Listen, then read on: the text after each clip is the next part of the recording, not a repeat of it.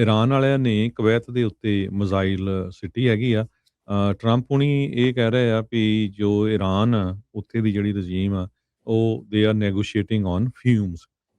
ਸੋ Iran ਵਾਲੇ ਇਹ ਕਹਿੰਦੇ ਆ ਵੀ ਸੀਜ਼ਫਾਇਰ ਦੀ ਵਾਇਓਲੇਸ਼ਨ ਕੀਤੀ ਆ ਅਮਰੀਕਾ ਵਾਲਿਆਂ ਨੇ ਤੇ ਅਸੀਂ ਵੀ ਆਪਣੇ ਜਿਹੜੇ ਆ ਉਸ ਸੰਬੰਧ ਦੇ ਵਿੱਚ ਕੁਵੈਤ ਦੇ ਉੱਤੇ ਮਿਜ਼ਾਈਲ ਸਿੱਟੀ ਹੈਗੀ ਆ।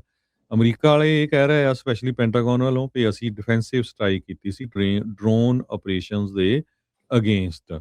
ਸੋ ਈਰਾਨ ਜੋ ਆ ਉਹ ਇਹ ਕਹਿ ਰਿਹਾ ਵੀ ਟਰੰਪ ਐਡਮਿਨਿਸਟ੍ਰੇਸ਼ਨ ਵਾਰ-ਵਾਰ ਜੋ ਸਾਡੇ ਤੇ ਅਟੈਕ ਕਰ ਰਿਹਾ ਤੇ ਟਰੰਪ ਐਡਮਿਨਿਸਟ੍ਰੇਸ਼ਨ ਇਹ ਕਹਿ ਰਿਹਾ ਵੀ ਈਰਾਨ ਵਾਲੇ ਡੈਸਪਰੇਟ ਆ ਫॉर ਕੈਸ਼ ਤੇ ਉਹਨਾਂ ਨੇ ਇਹ ਕਿਹਾ ਵੀ ਜਿਹੜੇ ਸ਼ਿਪਸ ਨੂੰ ਚਾਰਜ ਕਰ ਰਹੇ ਆ ਟ੍ਰਾਂਜ਼ਿਟ ਜੋ ਹੋ ਰਿਹਾ ਸਟੇਟ ਆਫ ਹਾਰਮੋਜ਼ 'ਚ ਉਹ ਤੋਂ ਪਤਾ ਲੱਗ ਰਿਹਾ ਵੀ ਜਿਹੜਾ ਟੋਲ ਲਾ ਰਹੇ ਆ ਵੀ ਉਹਨਾਂ ਨੂੰ ਕੈਸ਼ ਦੀ ਕਿੰਨੀ ਜ਼ਰੂਰਤ ਹੈਗੀ ਆ।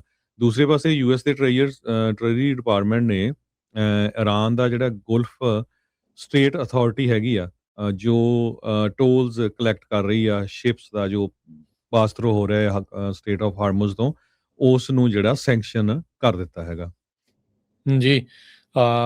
ਸੋ ਅਜੇ ਤੱਕ ਸਟੇਟ ਆਫ ਹਾਰਮੋਜ਼ ਖੁੱਲ੍ਹਾ ਨਹੀਂ ਆ। ਸੋ ਇਕਨੋਮਿਕ ਜਿਹੜੀ ਸਿਚੁਏਸ਼ਨ ਆ, ਖਾਸ ਕਰਕੇ ਗੈਸ ਦੀ ਸਪਲਾਈ ਚੇਨ ਨੂੰ, ਪੈਟਰੋਲ ਦੀ, ਡੀਜ਼ਲ ਦੀ ਨੂੰ, ਉਹਦੇ 'ਤੇ ਜਿਹੜਾ ਉਹ ਅਸਰ ਉਸੇ ਤਰੀਕੇ ਦੇ ਨਾਲ ਪਿਆ ਹੋਇਆ ਆ। ਅਤੇ ਉਹਨਾਂ ਨੇ ਜਿਹੜਾ ਉਹ ਕਿਹਾ ਵੀ ਉਹਨਾਂ ਦੇ ਟਰੂਪਸ ਨੂੰ ਡਾਲਰ ਨਹੀਂ ਮਿਲ ਰਹੇ, ਪੈਸੇ ਨਹੀਂ ਮਿਲ ਰਹੇ ਹੈਗੇ ਅਤੇ ਕਹਿੰਦੇ ਵੀ ਉਹ ਕਹਿ ਰਹੇ ਵੀ ਉਹ ਕੰਮ 'ਤੇ ਨਹੀਂ ਆ ਰਹੇ। ਈਰਾਨ ਦੀ ਜਿਹੜੀ ਲਾਅ ਇਨਫੋਰਸਮੈਂਟ ਦੇ ਐਂਗਲ ਤੋਂ ਉਹਨਾਂ ਨੇ ਜਿਹੜਾ ਉਹ ਦੱਸਿਆ, ਉਹਨਾਂ ਨੇ ਕਿਹਾ ਵੀ ਜਿਹੜਾ ਖਾਰਗ ਆਈਲੈਂਡ ਆ ਇਸ ਟਾਈਮ ਬੰਦ ਹੋ ਚੁੱਕਾ ਆ। ਈਰਾਨ ਦੀ ਇਕੋਨਮੀ ਅਤੇ ਜਿਹੜੀ ਕਰੰਸੀ ਆ ਉਹ ਫਰੀ ਫਾਲ ਦੇ ਵਿੱਚ ਆ, ਉਹ ਲਗਾਤਾਰ ਡਿੱਗ ਰਹੀ ਆ। ਉੱਧਰ ਟਰੰਪ ਹੁਣਾਂ ਨੇ ਆਪਣੇ ਇੱਕ ਸਾਥੀ ਮੁਲਕ ਓਮਾਨ ਨੂੰ ਜਿਹੜਾ ਉਹ ਧਮਕੀ ਜਿਹੜੀ ਉਹ ਦੇ ਦਿੱਤੀ, we will blow them up. ਕਹਿੰਦੇ ਵੀ ਜਾਂ ਬਿਹੇਵ ਕਰੇ ਜਿੱਦਾਂ ਬਾਕੀ ਕਰ ਰਹੇ ਆ, ਨਹੀਂ ਤਾਂ ਅਸੀਂ ਇਹਨਾਂ ਨੂੰ ਵੀ ਜਿਹੜਾ ਉਹ ਦੇਵਾਂਗੇ। ਸੋ ਹੁਣ ਜੇ ਤੁਸੀਂ ਇੱਦਾਂ ਦੇ ਹਰਜੋਤ ਸਿੰਘ ਜੀ ਬਿਆਨ ਜੇ ਤੁਸੀਂ ਸੁਣੋਗੇ ਤਾਂ ਉੱਥੇ ਜਿਹੜੇ ਮੁਲਕ ਆ ਉਹ ਇਹ ਸੋਚਦੇ ਹੋਣਗੇ ਯਾਰ ਅਸੀਂ ਇਹਨਾਂ ਦੇ ਅੱਡੇ ਵੀ ਵਢਵਾ ਲਏ, ਅਸੀਂ ਸਾਰਾ ਕੁਛ ਕਰ ਲਿਆ ਤੇ ਇਵੈਂਚੁਅਲੀ ਫੇਰ ਸਾਨੂੰ ਜਿਹੜੀ ਉਹ ਇਸ ਤਰੀਕੇ ਦੀ ਜਿਹੜੀ ਧਮਕੀ ਆ ਉਹ ਸੁਣਨ ਨੂੰ ਜਿਹੜੀ ਉਹ ਮਿਲ ਰਹੀ ਆ। ਸੋ ਉੱਦਾਂ ਇਹ ਆ ਹਰਜੋਤ ਸਿੰਘ ਜੀ, ਮਿਡਲ ਈਸਟ ਪੱਕੇ ਤੌਰ ਦੇ ਉੱਤੇ ਵੱਡੇ ਪੱਧਰ ਦੇ ਉੱਤੇ ਜਿਹੜਾ ਉਹ ਚੇਂਜ ਹੋਣ ਜਾ ਰਿਹਾ ਆ। ਬਹੁਤ ਸਾਰੀਆਂ ਜਿਹੜੀਆਂ ਅੰਦਰ ਜਿਹੜੇ ਰਿਸ਼ਤੇ ਆ ਮੁਲਕਾਂ ਦੇ ਨਾਲ, ਉਹਨਾਂ ਦੇ ਵਿੱਚ ਇਸ ਕੌਨਫਲਿਕਟ ਤੋਂ ਬਾਅਦ ਦੇ ਵਿੱਚ ਵੱਡੇ ਤੇ ਪੱਕੇ ਬਦਲਾਵ ਜਿਹੜੇ ਉਹ ਆ ਸਕਦੇ ਹੈਗੇ ਆ। ਸੋ ਈਰਾਨ ਨੇ ਓਮਾਨ ਦੇ ਹੱਕ ਦੇ ਵਿੱਚ ਇਸ ਤੋਂ ਬਾਅਦ 'ਚ ਬਿਆਨ ਦੇ ਦਿੱਤਾ, ਜਦੋਂ ਟਰੰਪ ਹੋਣਾਂ ਨੇ ਧਮਕੀ ਦਿੱਤੀ ਵੀ ਜਾਂ ਤਾਂ ਬਿਹੇਵ ਕਰੋ, ਨਹੀਂ ਤਾਂ ਅਸੀਂ ਤੁਹਾਨੂੰ ਵੀ ਜਿਹੜਾ ਉਹ ਉਡਾ ਦੇਵਾਂਗੇ। ਸੋ ਲੈਟਸ ਸੀ ਇਸ ਦੇ ਵਿੱਚ ਹੁਣ ਅੱਗੇ ਹੋਰ ਕੀ ਬਣਦਾ ਹੈਗਾ ਆ ਜੀ।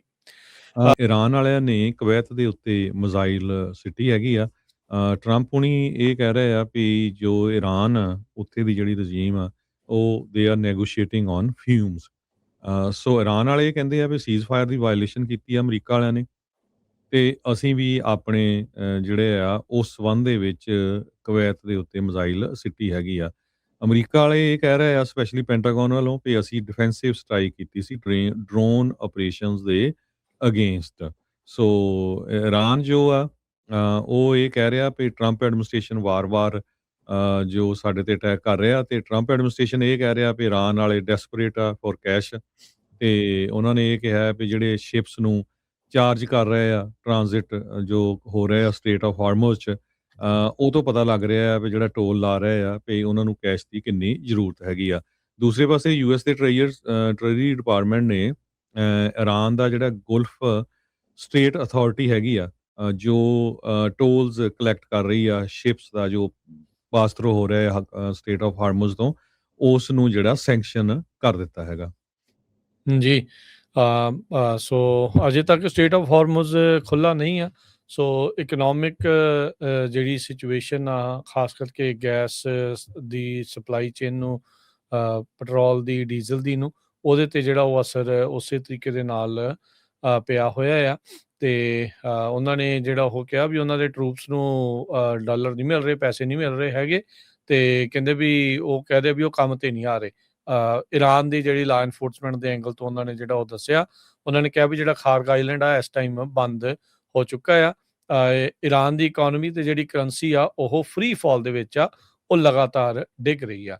ਉੱਧਰ ਟਰੰਪ ਹੁਣਾਂ ਨੇ ਆਪਣੇ ਇੱਕ ਸਾਥੀ ਮੁਲਕ ਓਮਾਨ ਨੂੰ ਜਿਹੜਾ ਉਹ ਧਮਕੀ ਜਿਹੜੀ ਉਹ ਦੇ ਦਿੱਤੀ, we will blow them up.